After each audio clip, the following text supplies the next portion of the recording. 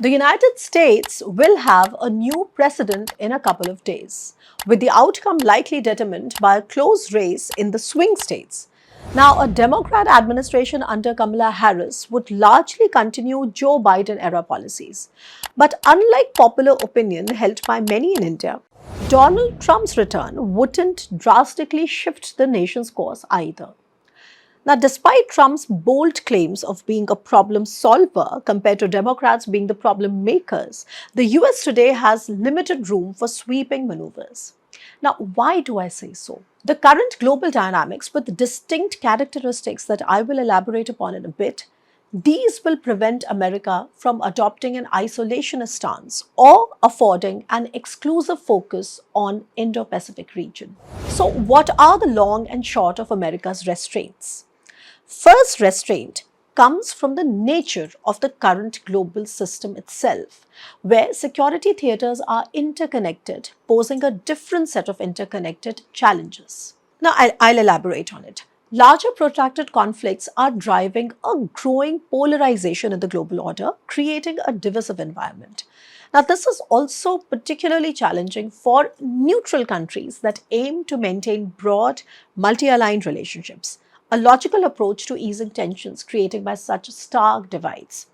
Now, India's involvement in groups like the BRICS or, for example, the Shanghai Cooperation Organization or the SCO exemplifies this approach.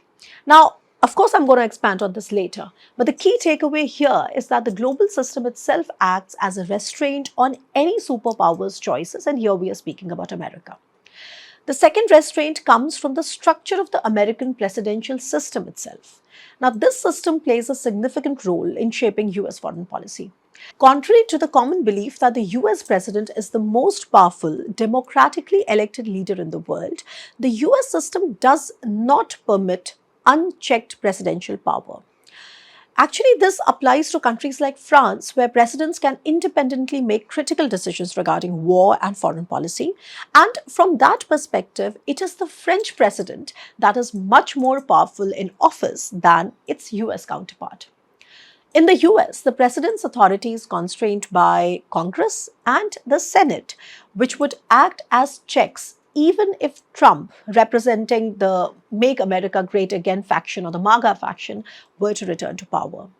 That is why the grand ideas that Trump espouses about solving world problems have to be supported by the Senate as well as the Congress. And all of this is easier said than done. A third factor that will act as a restraint is related to the above. Now, that pertains to the difference between a Trump 1.0 and a potential Trump 2.0 presidency. Trump's original approach in 2016 operated in a vastly different global environment, unaware of the economic and supply chain disruptions that a pandemic could have caused. At that time, withdrawing from the TPP or the Trans-Pacific Partnership, a free trade agreement of 12 Pacific Rim countries, was relatively easier and straightforward, as the vulnerabilities in supply chains, particularly due to China's Belt and Road Initiative or the BRI, were not yet fully understood. By the way, Japan actually took the leadership of the FTA and renamed it CPTPP, the Comprehensive and Progressive Agreement of the Trans-Pacific Partnership. But bringing the discussion back to the difference between Trump then and Trump now, moreover, the world had not witnessed the re-emergence of large-scale warfare highlighted by Russia's invasion of Ukraine, which has stirred memories of the bloody world wars. And there are many more differences as well.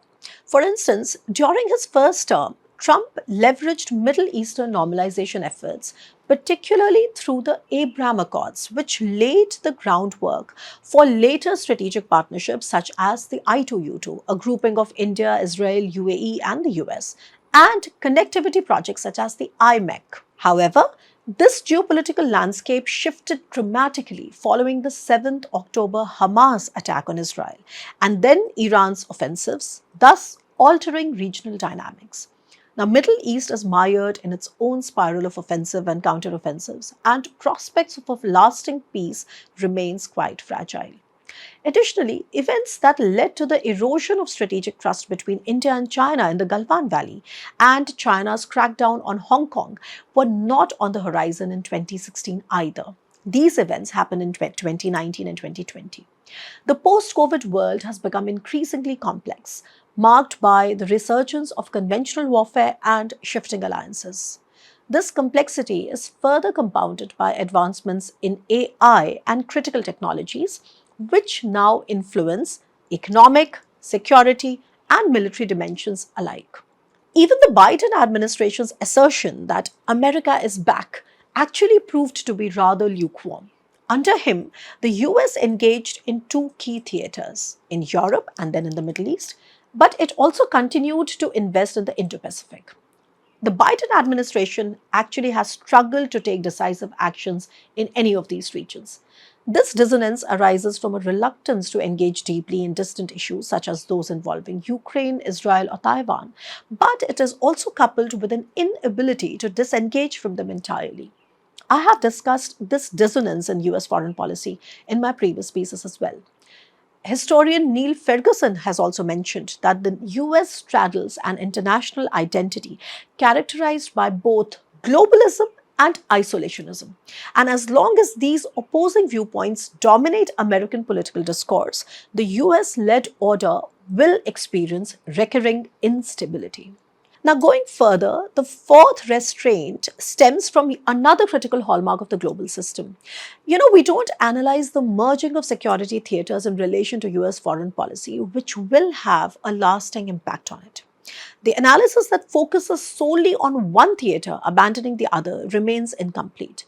For instance, experts like Elbridge Colby and scholars like Professor John Mearsheimer, who advocate for a US pivot solely to counter China in the Indo Pacific, lack a viable response to the complex dynamics in the Middle East, where leaders such as Benjamin Netanyahu anticipate a more aggressive stance from a potential Trump administration towards Iran and its proxies. They're actually waiting for Trump to come back. In my opinion, choosing one security arena over another is overly simplistic. The US today cannot afford to concentrate exclusively on any single region because no ideal security threat or an ideal security theater exists. By ideal, I mean isolated. Global conflicts reveal a noticeable pattern. An axis of China, Russia, Iran, and North Korea, collectively referred to as CRINK. Now, this axis is actively challenging the Western led order, with each state taking the lead in different theaters. Russia leads in Europe, now backed by North Korean weapons and troops, missiles and drones from Iran, and all the fiscal dual use technology from China. Iran leads in the Middle East, its proxies backed by Russia and China. And China, of course, leads in the Indo Pacific, dividing ASEAN countries and engaging in joint war exercises with Russia. Now, if you view closely, the CRINK axis is active in several theaters all at once. This cross-regional alignment disrupts the notion of a multipolar world, complicating efforts for countries seeking neutrality or hedging strategies in an unpredictable international order. Now, it is not to say that efforts to balance these competing poles have not happened, but these efforts have had minimal impact on weakening the increasingly entrenched and coordinated strategic alliance among these four nations I just told you about. Of course, this remains a touchy issue in India because of our multi-alignment, but it is one of the most distinguishing features of today's global system, something we cannot close our eyes to. So how does this relate to the choices of the next US president? The short answer is the US will continue supporting Europe and NATO, but such assistance will come with conditions and not as free lunches. Now, European nations increasingly recognize that a Trump bill might be necessary to ensure a fairer distribution of defense responsibilities among allies.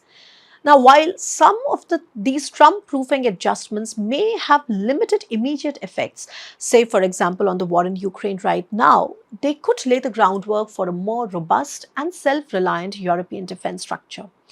I have written an entire column on what these Trump-proofing mechanisms are. Please take a look.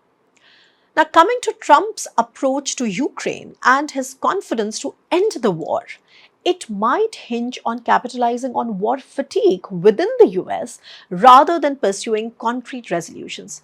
Actually, as far as I know, I doubt he has any. And even in the case of Ukraine, he may advocate for measures like fully activating the Biden administration's unused Lend-Lease agreement to ensure that military aid to Ukraine benefits US domestic industries. Additionally, North Korea sending thousands of troops to support Russia also marks a shift from a European to a more widespread conflict involving other theaters. Today, security from Europe to Indo-Pacific is indeed becoming indivisible. Why do I say so? So, this current escalation has drawn South Korea closer to the conflict, transitioning from just providing humanitarian aid to playing a more active role. Japan and South Korea are more likely to support Ukraine due to increasing North Korean threats in the Indo-Pacific. The US, with military stockpiles in Israel and South Korea, indirectly supports Ukraine through these supply chains. Both South Korea and Japan could actually play a more active role should North Korean aggression escalate further. The US has indicated that North Korea's involvement has lifted previously established red lines for Ukraine regarding the use of American weapons inside of Russia, already pointing to a potentially dangerous escalation. Meanwhile, the Middle East remains a volatile region, particularly following Israel's recent military actions against Iranian targets that destroyed all of Iran's Russia-made S-300 air defense systems. Tensions in the Taiwan Straits also persist. Recent agreements between China and India regarding disengagement along specific points at the line of actual control, or the LAC, represent a positive development indeed. However, China's approach remains tactical rather than strategic, with its ambitions for a unipolar Asia under the leadership of the Chinese Communist Party standing in stark contrast to India's vision for a multipolar Asia and a multipolar Indo-Pacific. So, what is the way out? These four factors outlined above will ultimately ensure that internationalism perseveres, as in internationalism continues in US foreign policy, regardless of presidential campaign rhetoric. The deeply interconnected nature of today's security theaters will continue to shape America's foreign policy and strategic interests. The key takeaway is the US cannot counter China or uphold a rules-based order in the Indo-Pacific on its own. It will need allies, and therefore it needs to accommodate the security crises and anxieties of its allies. For this reason, I am of the opinion that a form of conservative internationalism with transactionalist overtones is likely to define America's approach, regardless of who takes office in 2 days. Now, originally proposed by Dr. Corey Sheikh, conservative internationalism strikes a balance between total isolationism and total globalism, offering a practical middle path to serve US interests in the most optimal manner right now. So, what does it mean for India? India is witnessing the American elections from its own intersectional global moment. Any US pivot to the Indo-Pacific is unlikely to succeed without India's involvement. The strong trajectory of India-US strategic ties is expected to continue despite recent challenges, including, say, the Pannu controversy or the sanctioning of Indian businesses for trading dual-use technology with Russia.